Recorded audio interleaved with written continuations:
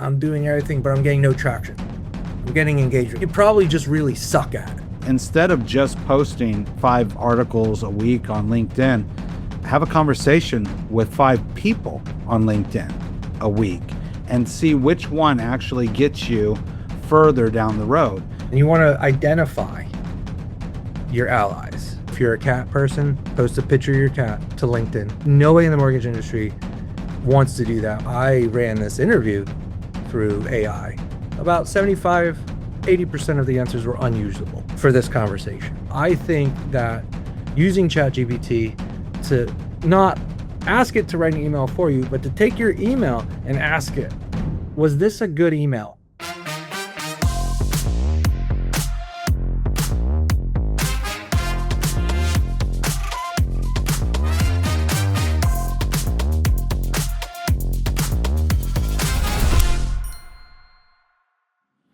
Welcome to 80 Mortgage Insights, where we share the stories, strategies, and industry expertise that help mortgage professionals win.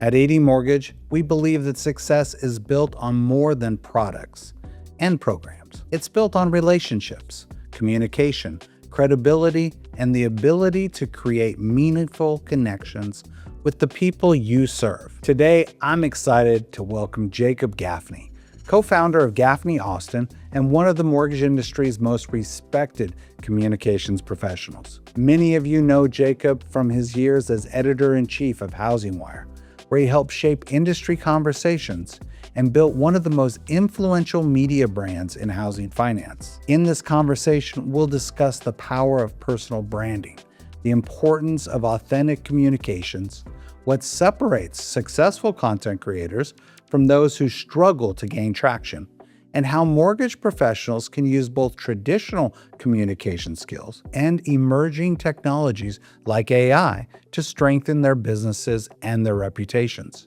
If you've ever wondered how to stand out in the crowded marketplace, build a stronger professional presence, or communicate more effectively with your audience, this conversation is packed with practical insights you can apply immediately.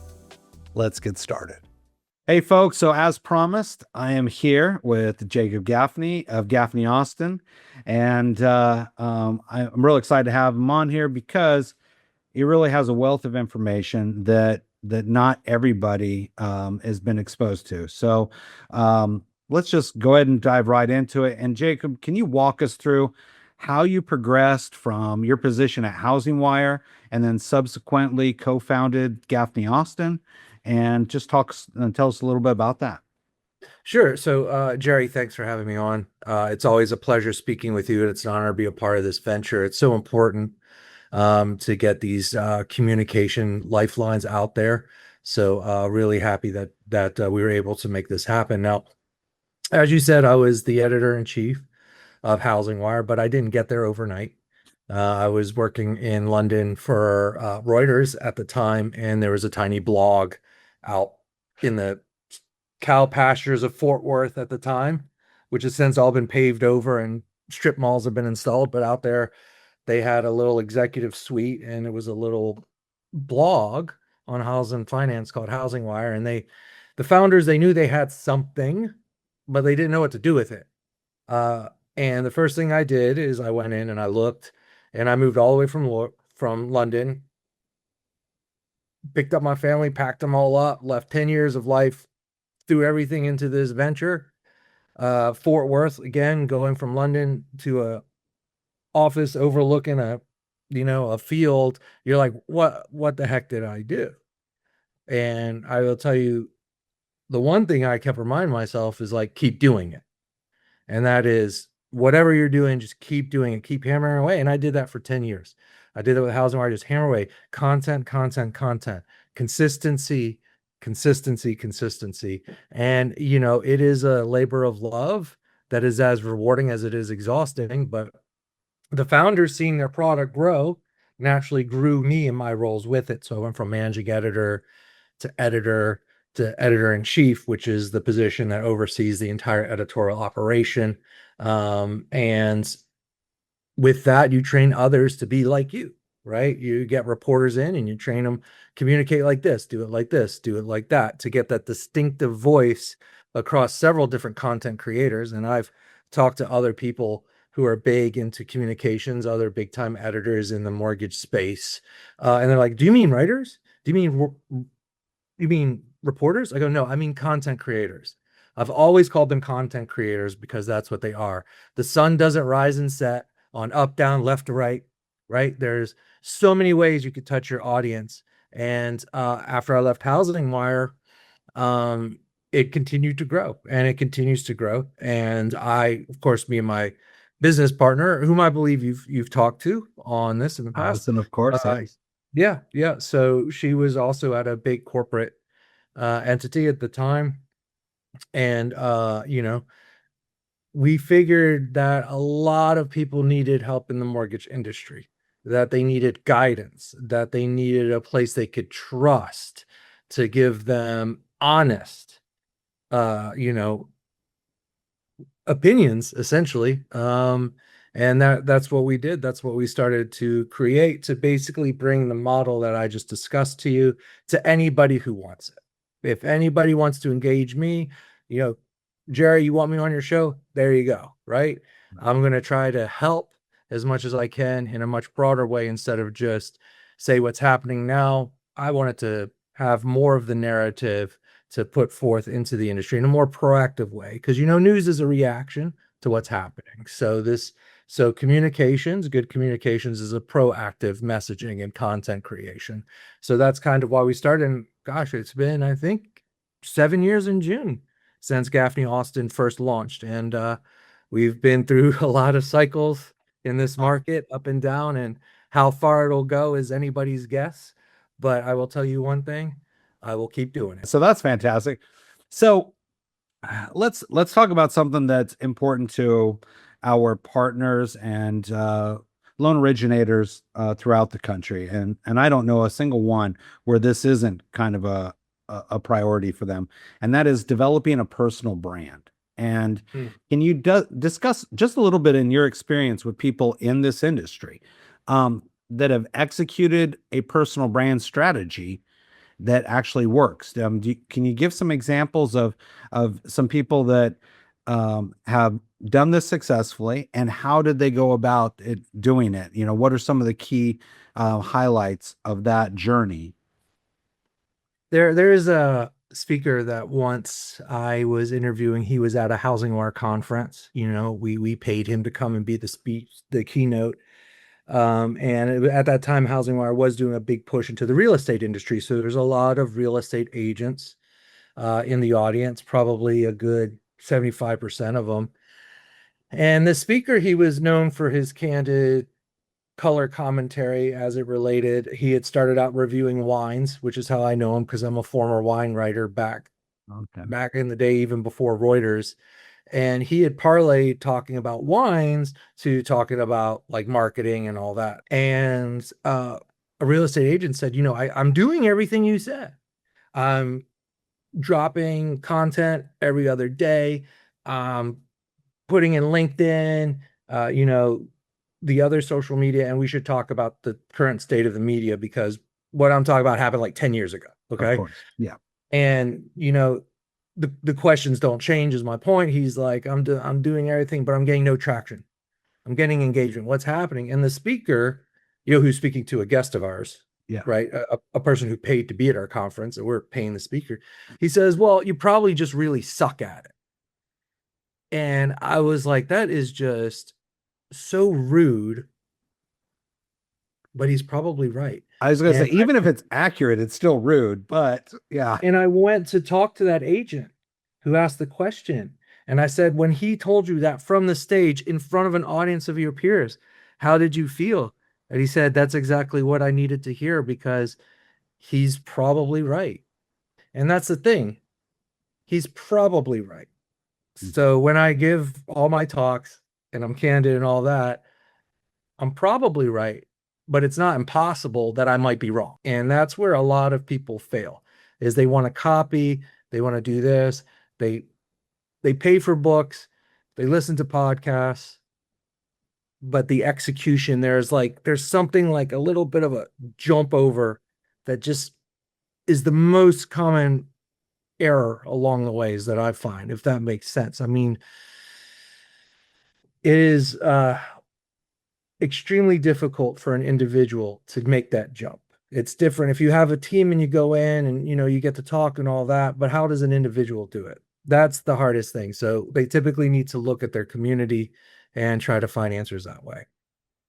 All right, no, and that's a great answer. And again, and very candid because we run into this and a lot of times, and even within groups. And I'll be totally honest with you, we talk about this in our marketing department all the time is to question each other so that we don't get caught up in groupthink, where we're so busy patting each other on the back that the accountability and the realism disappears. And so that we're not getting our best effort because we're just not being totally honest with it. But from going from that side of it, which is, yeah, they might just suck. What are, some of the common traits of people you've seen that have developed their personal brand and brought it to a higher level? I mean, are there any consistent things that some people are able to do? And those are the types of traits that we should emulate.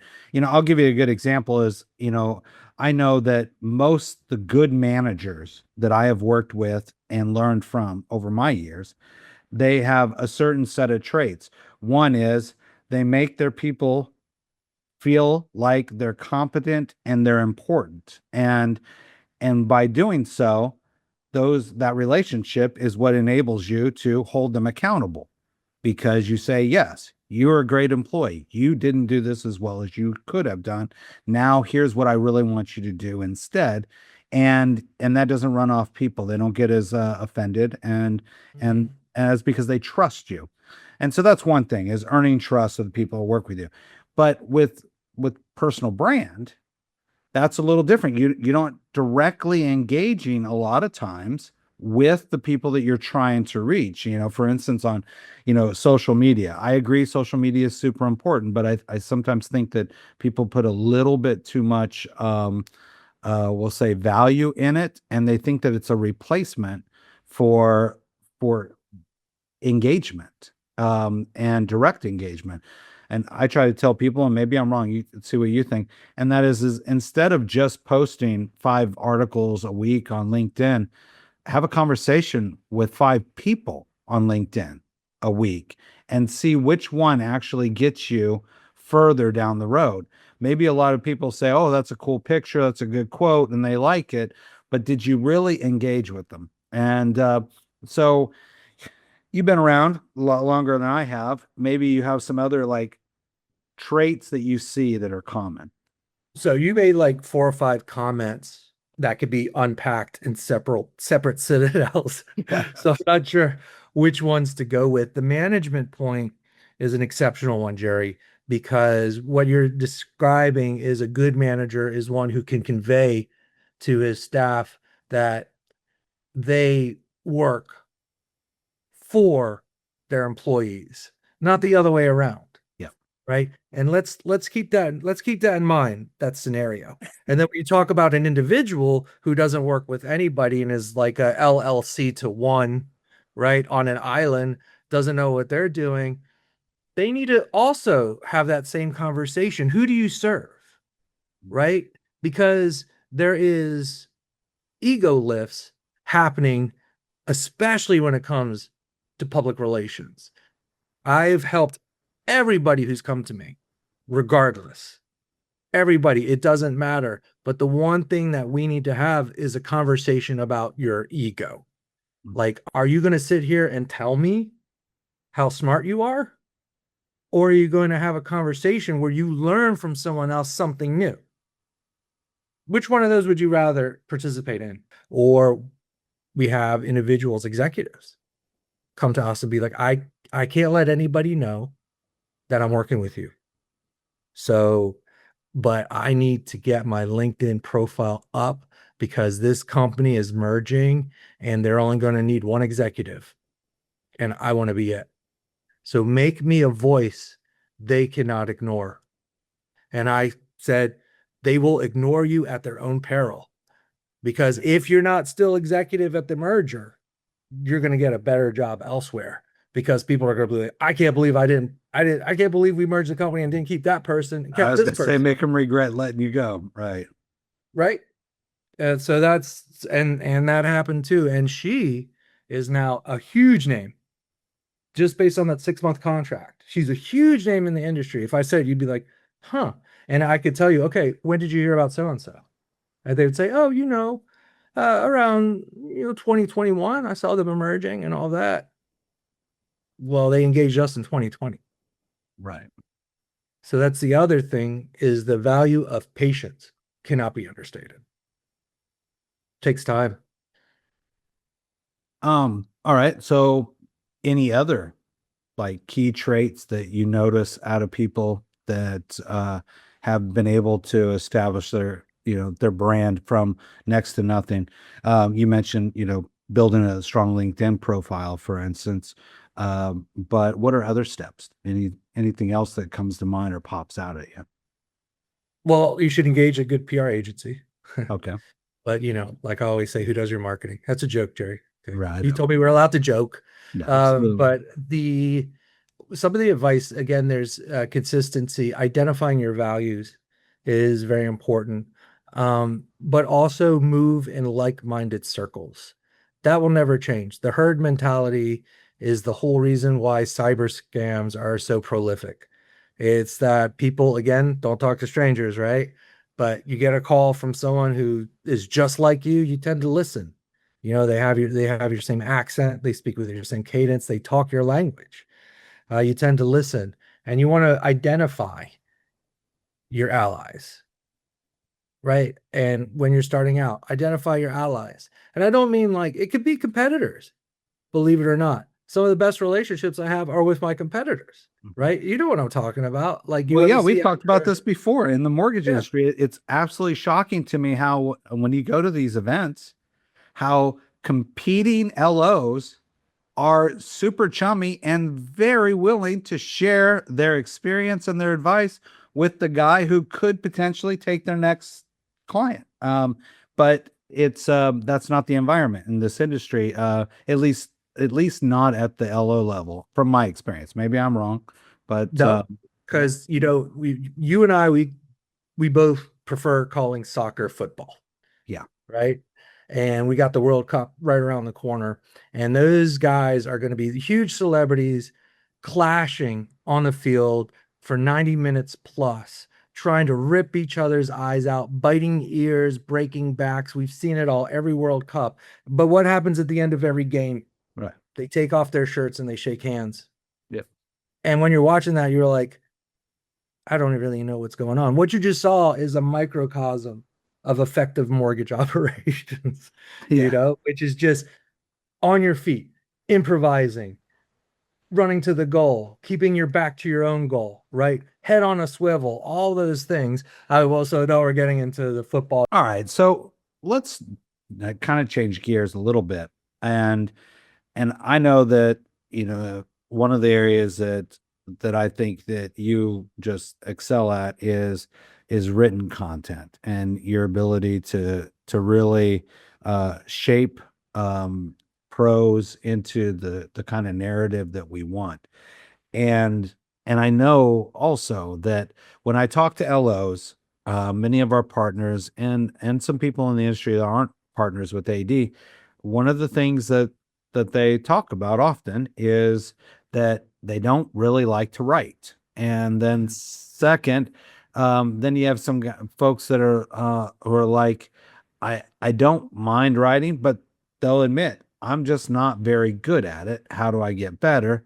And what kind of advice would you give to those, to those people who are either struggling with permanent writer's block, and most of it self-imposed, or those that are just they understand they're not very good at it, they want to get better, but they're not sure exactly how to do it. And so easy because I can just turn on ChatGPT and let it do the work for me. um how would you how would you address, certain skills that would make them better at Well, I thought you were going to ask me softball questions. it? You just wing that right past me. Wow. Um, that is a very interesting phenomenon, and there's a literal and a figurative and a more theological approach. But I'll start with the literal approach. All right. What I would recommend: turn off your spell check and write an email.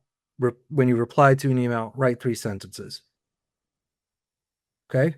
Go back and read that. Make sure that it flows. It's good. Turn on the spell check. Did you have any errors? Right. Because one thing that will dismiss um, a good message is glaring errors to the reader. So even if it's like a simple subject verb agreement, a shift in tone from imperative to inquisitive, a switch in voice from passive to active, these are all things that are actually mitigated if you can learn to teach yourself to write an effective email. And it's easy, and you probably send 100 of them a day.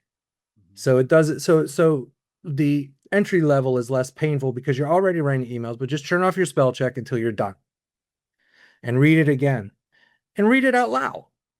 That's a big thing. People don't read their own messages out loud. If you read it out loud, you will catch the you will catch the mishap, whatever it is. You'll catch it because it won't flow right.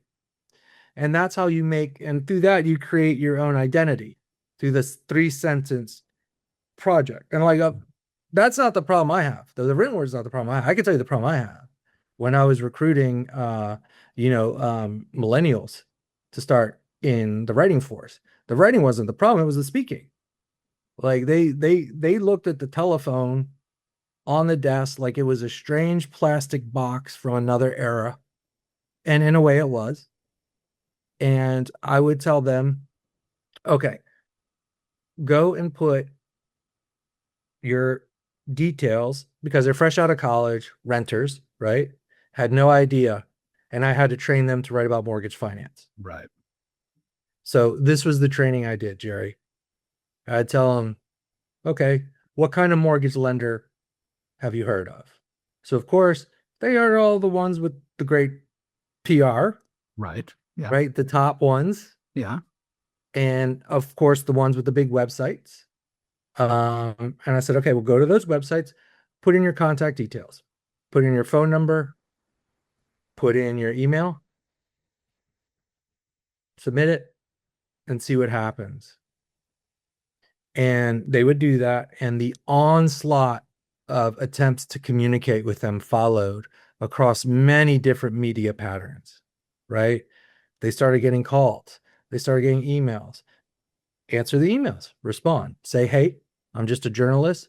I'm trying to figure out. And the greatest loan officers would be like, that's great. How can I help you? I understand you're not okay, so you don't want to buy a house. That's great. But I can help you now. Just when you do want to buy a house, Yeah. might be 6 months, might be 16 months. But and that was the interesting thing is several months down the line when they would grow, they would become editors, maybe move on to bigger roles and bigger publications. They still had their national LOs who were still contacting them via text, via phone, via email, whichever the reporter preferred, because they all preferred. None of them like talking on the phone, to be honest. But they loved text, and they still do. It was I could count on my fingers that from each company which LO of those massive companies were going to win out in the end because they understood the communication, but more importantly, they understood their audience and how to connect with them and where they were, and they listened to them. They weren't just out to like the next big sale. They weren't just chasing stated goals. They were after something that was more of an art, more than a science. So what you're saying is start small, write like you would speak it, Mm-hmm. and then turn the spell check back on and see how it looks. And and fix the errors, obviously, and then think about how you can improve the way you're speaking. I used to, I had a teacher, I guess, many, many years ago, told me, yeah, say what you're going to write, just like you would say it to the person you're speaking to, and then just write what you would say, and then look at it and say, you know what, how can I make this better? And if you're objective enough, you'll realize that there's probably some things that you can change. And and that was always a good starting point, but because it made it easier. It's just don't think about it as writing, think about it as dictating to yourself. But how about things like, I don't know, social media posts? What do you put up there to build your personal brand on a daily basis other than, hey, this is what I did today? Doesn't seem so interesting.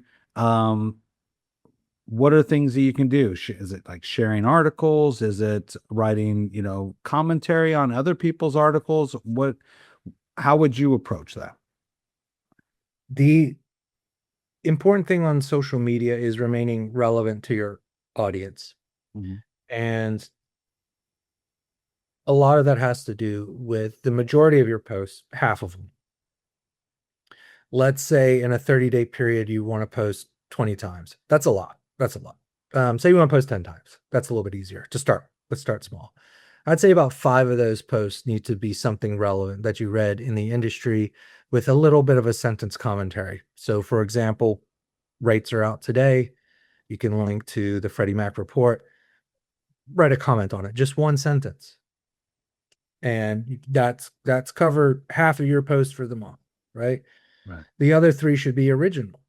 And that would be where your 2 or 3 sentence email comes in. If it works for email, it will work for LinkedIn. It'll work for you send an email to Bob, but it also works to your other audience as well, right? As you're writing emails, you can look at that. And if you take a 30 seconds longer to review your emails before you hit send, you'll be like, I wonder if this would work on social. I wonder if I should share this with more than one person. If it's original, it works. And you put that in, and then I gotta say it, and this is the biggest resistance we have in this industry is that, and you see it more and more, and I know people hate it, but it works, especially for LinkedIn. You got to put something personal on there Mhm. 2 times out of that 10. You know, Jerry, if you're a cat person, post a picture of your cat to LinkedIn. Right. Nobody in the mortgage industry wants to do that. We are just an industry of like keep business and pleasure separate. It just doesn't work for the algorithms. It doesn't work for the state of media today. It's got to be something personal. So when you go on LinkedIn and someone's talking about one of their sons graduating college, which I saw yesterday, and I thought, well, when he was a kid, he used to go trick or treating and fill his bag up. And his dad, who was in PR at the time, and I was in Housing Wire, would fill a box and send it to me for the whole team at Housing Wire. All this excess candy Oh, that's extra candy. Yeah. from Halloween. And here I am on LinkedIn, and he's publishing a post of his kid. And I found that very touching. Right. And I thought that was very endearing. And in my mind, I went back and I revisited that entire relationship, which was gratifying. And I called him up and be like, I can't believe he's graduating. I remember when you used to send us for like 5 years straight trick-or-treating candy to the whole reporter offices and all that. We went down memory lane. And that's it. There's something there that's a lot more gratifying than the fact that, we used to refer people to his PR companies and he used to write op-eds to give it to us to run and all of that. It was beyond that. And it's because he did what most people in the industry will not do. And that is put themselves out there just a little bit more, 20%. Put your personal life out there 20%. And that is by far one of the hardest things for people in this industry to do. No, and bring up a good point because there's a lot of stuff out there. I know that many years ago I was taught this 5-3-2 rule with social media posts, which was, and the two was two things that are personal about you, so that people realize that there's a human side to you, and they feel like they're getting a little bit closer to knowing who you are, not just hearing about what you have to say. And I always thought that was an important thing. But you're all right. It is an uncomfortable thing because a lot of people want to, well, I'm a professional. Let's keep it professional. This is my, my image, and showing that humanistic side is not always comfortable for them. But certainly has some value, like you just pointed out, because it does create a connection. Hmm. So, no, that's awesome. All right, so we had to get to this one. I know this is probably this, it's the big conundrum, is what I'm calling it. It's the conundrum of our day. All right, AI is all the rage currently. Okay, how much, in your opinion, should we incorporate it into our written communications? And do you have any thoughts about the do's or don'ts of using AI in written communication? Um, I know I'm an old school purist, and all these things come really uh, very unnaturally to me, and it's something that I've been really struggling with. So I'd like to hear your take on it as well. The AI in relation to content creation, particularly the written word, is a great way for people who want to get started but don't know how to get started. Um, and I anticipated this question because you are right. It is the topic of the day. So I ran this interview through AI. I've got this interview with Jerry. He's with this. He does this meetings. What is he going to ask me? And it said he's going to ask you about AI. Okay. There's a couple other things it said. What else? How should I respond? Here's my voice. I went through the whole thing. And I will tell you for me, about 75, 80% of the answers were unusable for this conversation. They were irrelevant, missed the mark, and my AI program knows me pretty well, just like everyone else's personalized AI programs know them pretty well. So it's not something to be relied on. That is the issue. It is not something to be ignored. That is the issue. But it is something to understand the extent in which the tool is available to you. So AI can help you create content, but does it put meaning into the relationship you're creating? Is it going to give you message consistency? Yes. But is it your message? Really?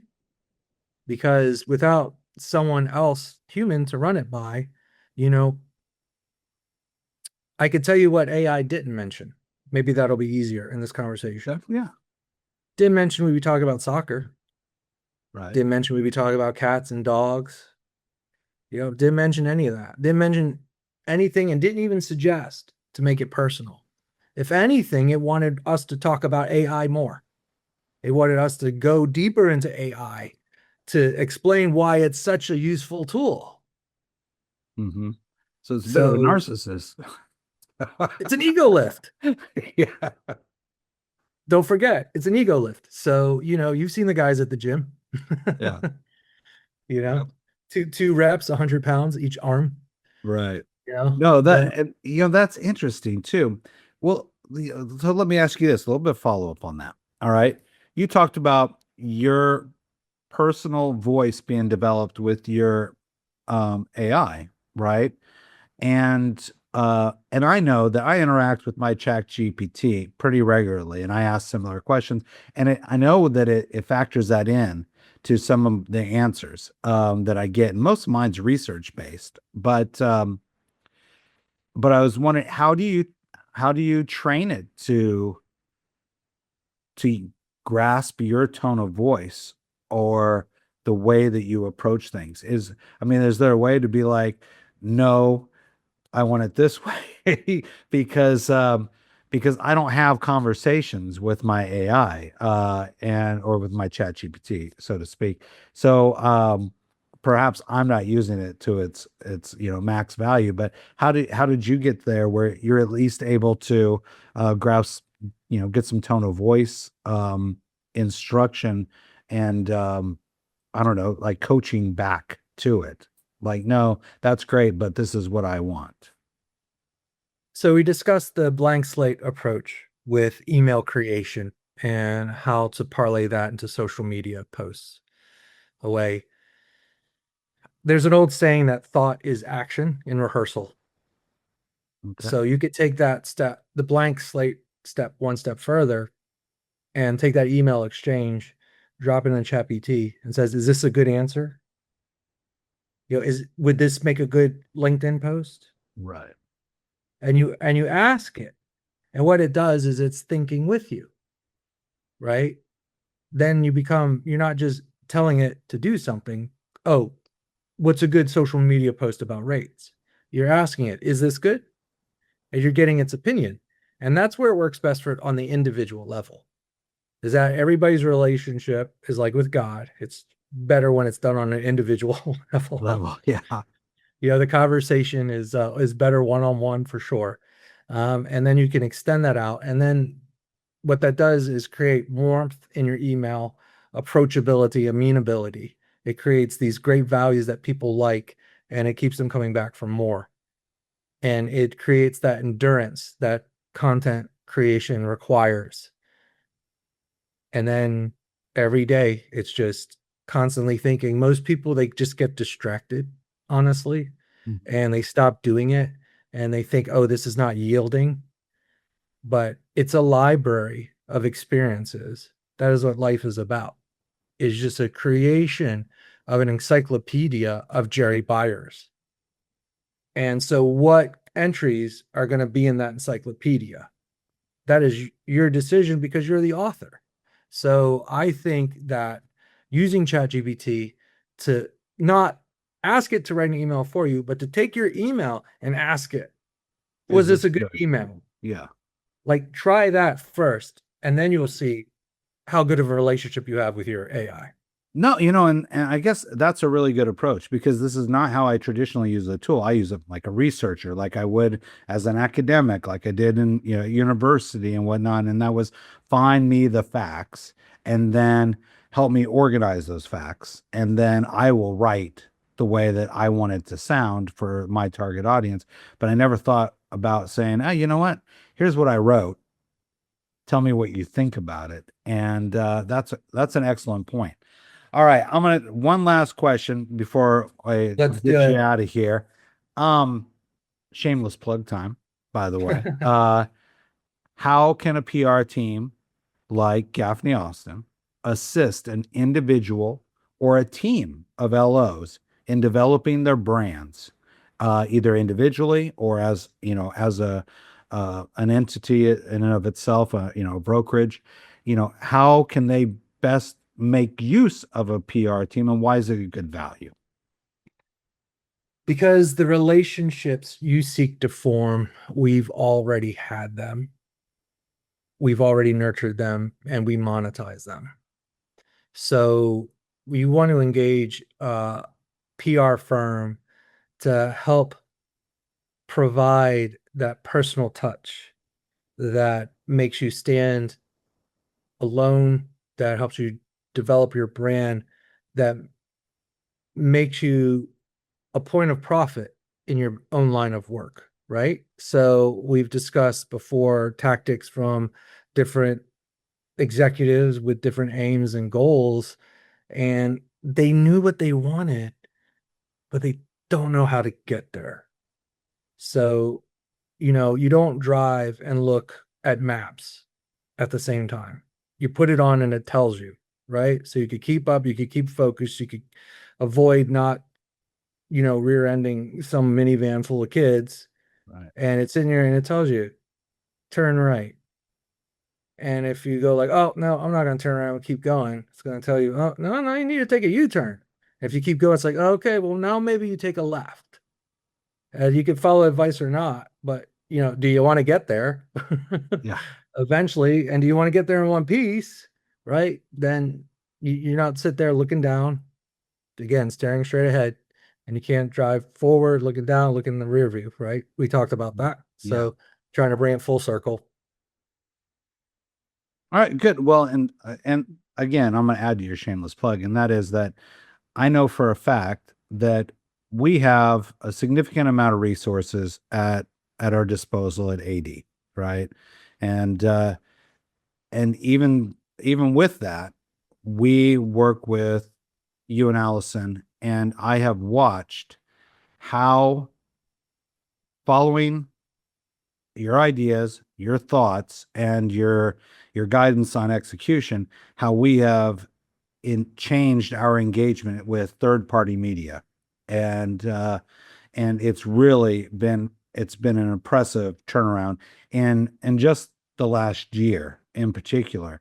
And so like I said, having that GPS telling you, hey, you might want to turn around and make a left back there, actually does pay some dividends. At least it has for us. And so I've been pleasantly not surprised, but just enjoyed watching our UVM numbers. And I always forget what that stands for, but it's some value. It's what's Metric. it? Yeah, it's a value metric, and I just watched it go from what was reasonable numbers to absolutely huge numbers, and so I know that it does provide value. So I would encourage anybody who's looking for a good PR firm, at least give a shout out to Gaffney Austin, because they'll tell you the truth, and then you can make your best case decision after that, whatever's best for you. But thanks again for coming on, man. I really appreciate it. You and I could talk forever. We could get into Yeah. football. We could talk about Texas.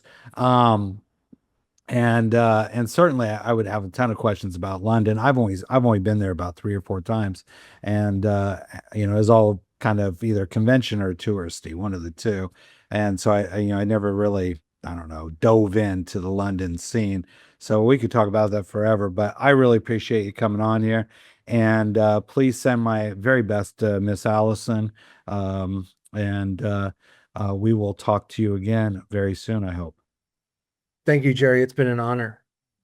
Thank you for joining us and sharing your perspective, experience, and honest advice. One of the biggest lessons from today's discussion is that successful communication isn't about creating more content.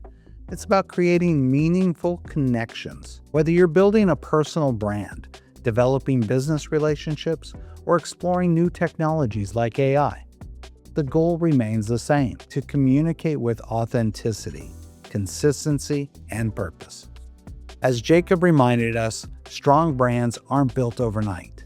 They're built through patience, trust, continuous engagement, and a willingness to put yourself out there in a genuine way. The professionals who invest in those relationships today are the ones who create lasting opportunities tomorrow. At AD Mortgage, we believe that helping our partners grow their businesses means helping them strengthen not only their production, but also their voice, their visibility, and their connection to the communities they serve. Thank you for joining us for another episode of AD Mortgage Insights. Be sure to follow AD Mortgage on LinkedIn, subscribe to our YouTube channel, and visit our website for more interviews, market insights, educational resources, and conversations with the people shaping the future of the mortgage industry. Until next time, keep learning, keep communicating, and remember, your brand is built one conversation, one relationship, and one piece of content at a time. And that's how AD Mortgage helps you win.